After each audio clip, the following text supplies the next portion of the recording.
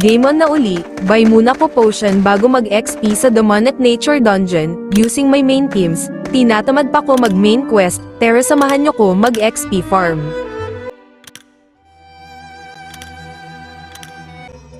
Hanap tayo maganda spot para makapag-AFK, takbo dito takbo dun, bakit kasi ayaw gamitin warp hahaha.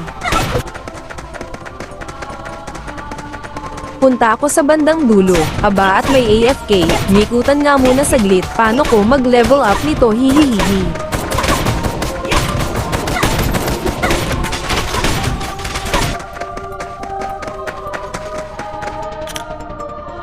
Eto magandang spot na, ito muna makatambay. 리버스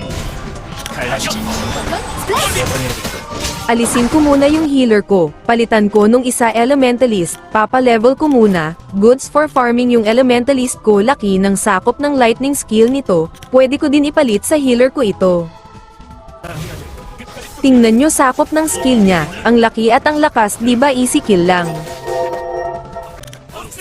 Speed na mag-AFK dito, good spot na, hanggang maubos yung 1 hour time limit dito sa Demonic Nature Dungeon. Sa mga gusto pa level up yung iba nila character, highly recommended this XP dungeon, so hanggang dito na lang muna, AFK hanggang malobat. Salamat marami.